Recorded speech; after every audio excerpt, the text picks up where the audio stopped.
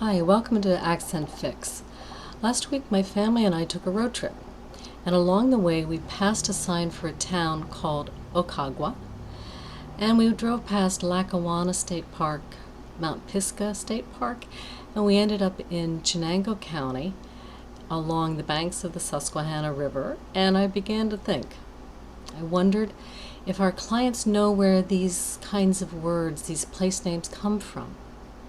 They are American Indian place names, and I thought I would do a short video for you about the American Indian place names and words and expressions that we commonly use.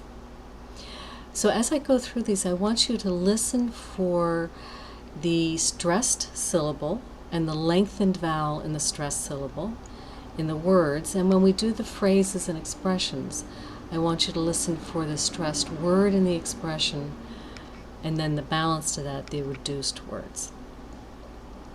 So let's start with some of the words that we commonly use. There are a number of food names like jerky and squash.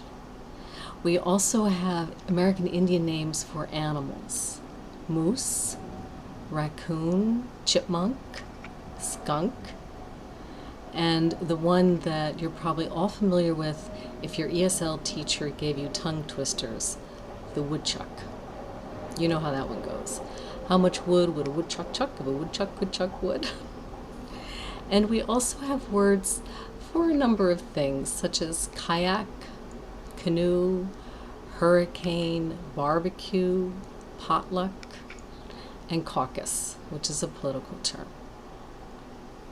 28 of our states have American Indian names: Connecticut, Massachusetts, Alabama, Kentucky, the Dakotas. The list is long, and it includes 2 states whose names are invented American Indian names: Idaho and Oklahoma.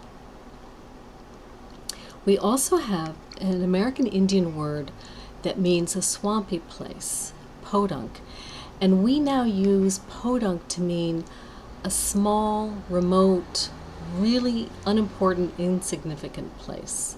So for example, if someone asked me where I grew up, and I grew up in truly a small place in central New Jersey, I would say, oh, I grew up in Podunk, the middle of nowhere.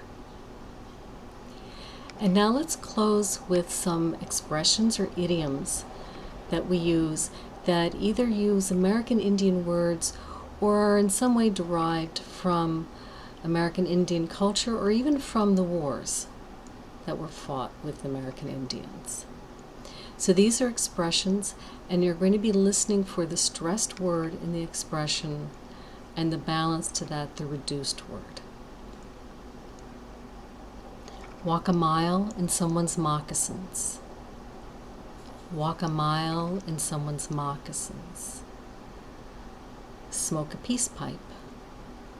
Smoke a peace pipe. Hold down the fort. Hold down the fort. Bury the hatchet. Bury the hatchet. A feather in his cap. A feather in his cap. And as you get more comfortable, not only with your American accent, but with using American idioms and American expressions, those will be feathers in your cap. Thank you for tuning in.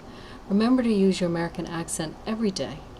You have a voice, and your listeners want to hear it. Thanks again.